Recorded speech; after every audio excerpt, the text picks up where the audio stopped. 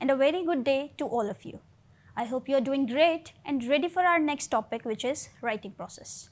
This topic will give you clear insights about writing, major elements of writing, and a detailed discussion on writing process. Before we begin, imagine you need to write about your dream vacation. What ideas would you write down first before starting? Do you usually plan what you are going to write, or do you start writing immediately? How do you decide which idea to put first and which to explain later? Let's find out the answer through this lecture. By the end of this lecture, you will be able to first, understand the key concepts of writing. Second, identify the elements of writing. Third, explain the stages of writing process. Now, what is writing? Writing is the process of using symbols. By symbols, we mean letters of the alphabet, punctuation, spaces to communicate thoughts and ideas in a readable form. Writing makes you put your thoughts out there so you and everyone else can really examine them. Writing crystallizes your thoughts, makes you put them in order, think about how others will receive them, and say them in a way so they can become the thoughts of other people. In other words, writing is being able to form thoughts, organize thoughts, and learning to give others your thoughts so that those thoughts can spread from one person to another person. Another term for this is communication. The very first thing which we discuss about writing are the elements of writing. To begin with, number one is clarity. Clearly convey your message, avoiding ambiguity. Conciseness. Use few words to convey your message. Coherence. Organize ideas logically, connecting them smoothly. Grammar and mechanics. Ensure correct grammar, punctuation, and spelling. Audience awareness. Tailor your writing to your target audience. Purpose. Define your writing's purpose and stay focused. Tone. Use an appropriate tone to engage your audience. Style. Develop a consistent writing style. Organization. Structure your content logically. Unity. Ensure each paragraph or section serves a single purpose. Sentence structure. Vary sentence length and its structure. Active voice. Prefer active voice over passive voice. Show, don't tell. Use descriptive language to illustrate your points. Revise and edit, review and refine your writing. Accuracy. Verify facts and data. Consistency. Maintain consistent formatting, headings and style. Precision. Choose words carefully for precise meaning. Brevity. Use few words to convey your message. Engagement. Use hooks, transitions and compelling language. Next is, what is writing process? Writing process is a structured, recursive method writers use to produce a polished piece of work, typically involving stages like pre-writing, drafting, revising, editing, proofreading, and publishing. Writing can't be done without going through these stages. All writers go through their own unique writing process before they make their final drafts. Usually, writers start with choosing topics and brainstorming, and then they may outline their papers and compose sentences and paragraphs to make a rough draft. After they make a rough draft, writers may begin revising their work by adding more sentences or removing sentences. Writers may then edit their rough draft by changing words and sentences that are grammatically incorrect or inappropriate for a topic. The very first stage of a writing process is pre-writing. The primary step before writing is to discover the ideas that serve the purpose or communicate the message properly. These are like the bricks which need to be collected to construct a house. Pre-writing is the step in which tools such as free writing, brainstorming, outlining or clustering are used. In pre-writing, no idea is too off topic or too strange. It is also during pre-writing that the writer needs to make a decision about audience, asking questions like who is going to read my paper, what is the purpose of this paper, and why are they going to read my paper will help you set your audience. The simple answer to these questions is my professor, and because they assigned it, they are not the true answers. It could be that your paper needs to be geared towards elementary level students or participants in a seminar or peers at a conference. The language and tone for either of those audiences would be very different. So, failure in discovering ideas causes frustration among the writers. This frustration can be coped if you observe the following methods for discovering ideas.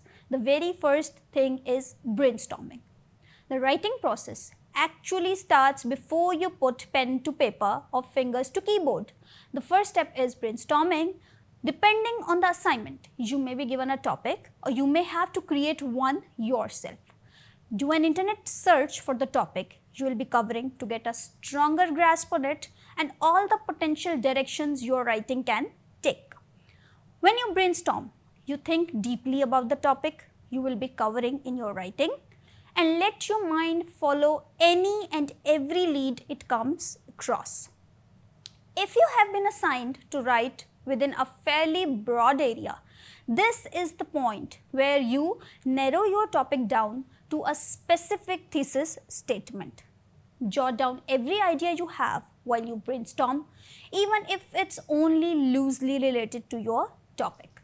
The goal here is not to correct a coherent piece of writing, it's to clear a path for your writing.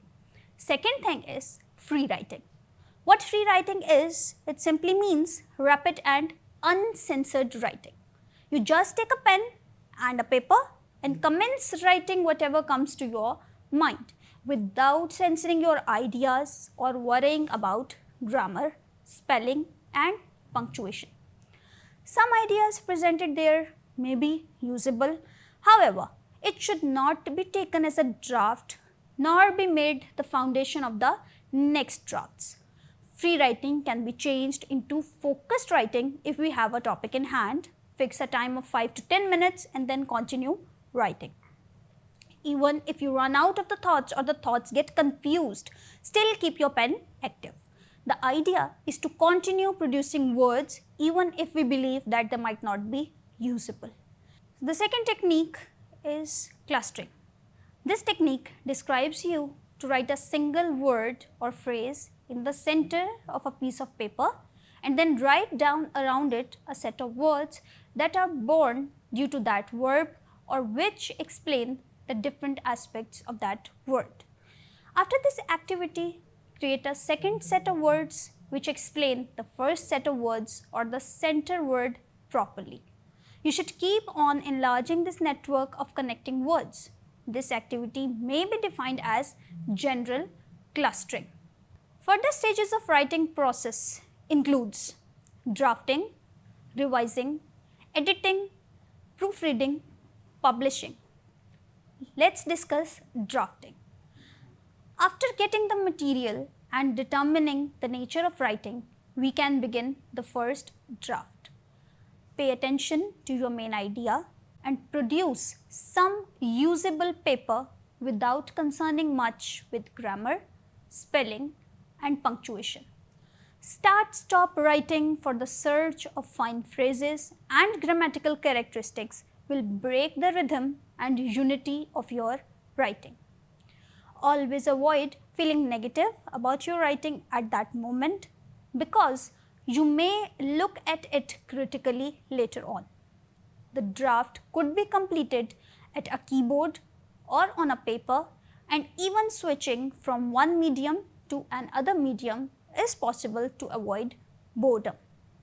In drafting, the writer should use materials created in the pre-writing stage and any notes taken in discovery and investigation to frame and build body paragraphs.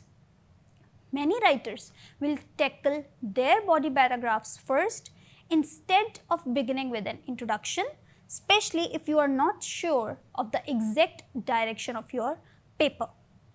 Beginning with body paragraphs will allow you to work through your ideas without feeling restricted by a specific thesis. But be prepared to delete paragraphs that don't fit. Next is revising. There are two different scopes of revision, global and local. Global revision. Global revision involves focusing on higher order concerns. We frequently think of higher order concerns as involving audience, purpose, thesis claim, development and support, and organization. When looking your paper over with global revision in mind, ask yourself the following question. What does my audience already know about this topic, and what do they need to know? Have I included information from sources that my audience values? Is the purpose of my paper clear? Does my thesis claim reflect the purpose, and does it fully capture my paper's content? Have I offered enough supporting evidence in my supporting paragraphs? Have I effectively quoted, paraphrased, and or summarized my sources? Have I provided appropriate in-text citations and entries in my works cited or reference page?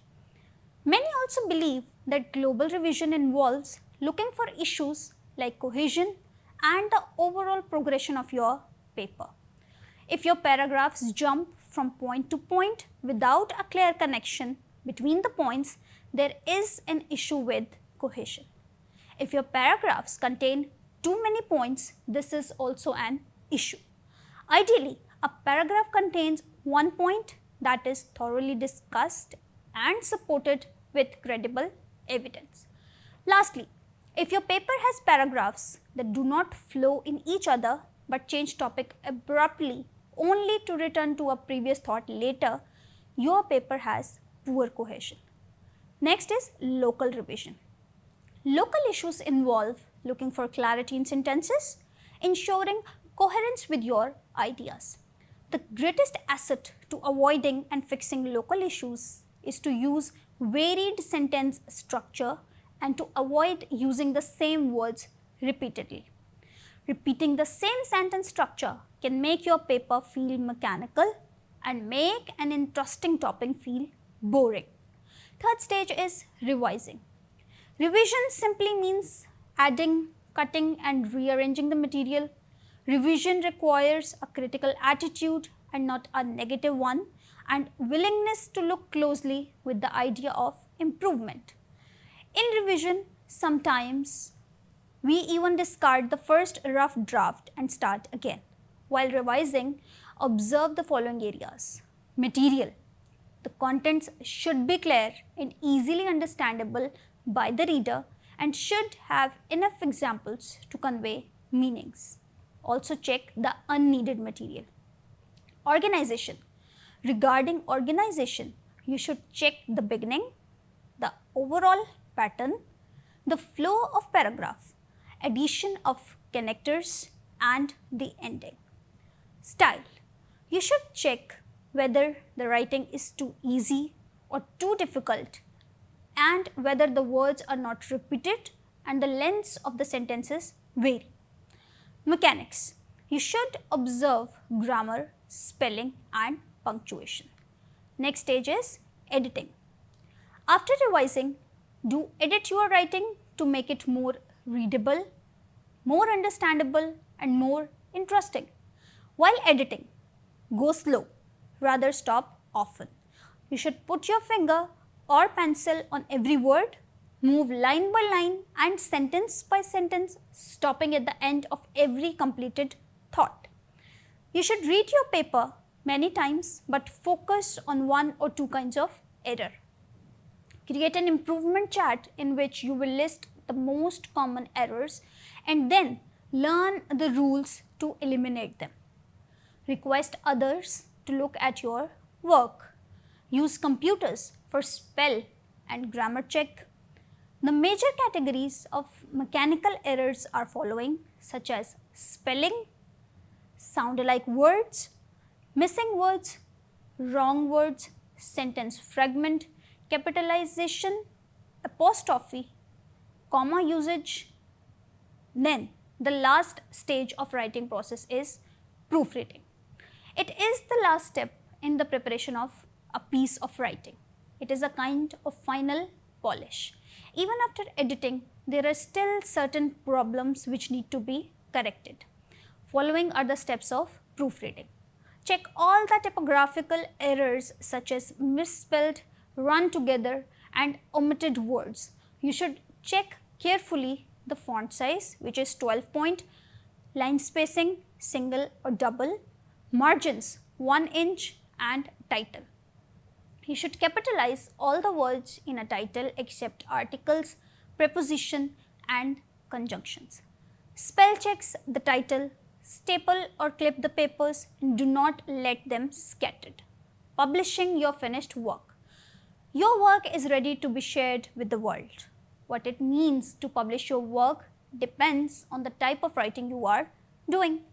If it's a blog post, a story, you are self-publishing, a video you have written and shot, or anything else where you are the publisher as well as the writer.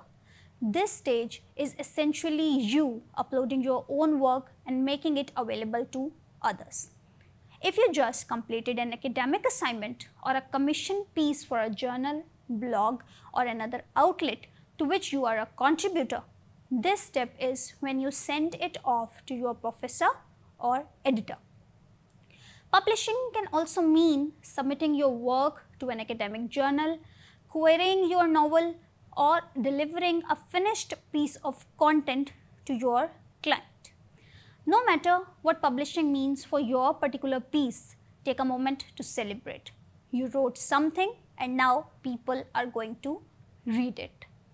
So, to wrap up, we have discussed 5 stages of the writing process: pre-writing, drafting, revising, editing and publishing.